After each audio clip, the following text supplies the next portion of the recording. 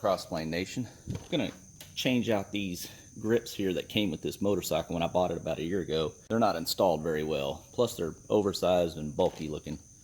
We're gonna go with these grips from Avon. First thing I'm gonna do is just pull these nasty looking grips off.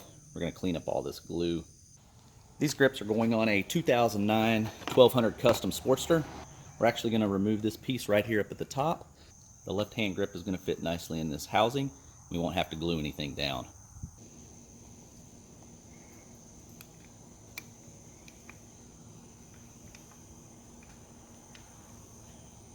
So you'll see that right there.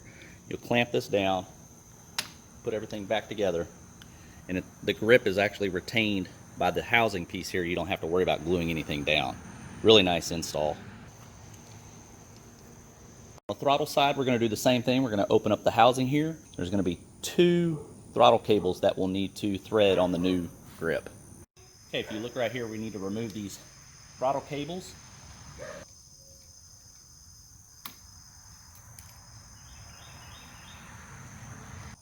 You'll also need to remove the return cable, this back side of the throttle cable here as well. I'm not going to reuse these grips here. I'm just going to pry this open. Right there. Okay, be careful whenever you're removing the throttle cables because you want to keep the throttle cable ends, those little retainer pieces, because we're going to reuse those on the grip. You can see that right here. So you want to make sure we keep those. Okay, I have the throttle cable ends in place. We're ready to put the grip on. See, I got the front one installed. We're going to do the back one. You can see right here I have both of the throttle ends in place. I'm getting throttle and return. We're ready to put the housing back on. We'll test them out. The handlebars are installed.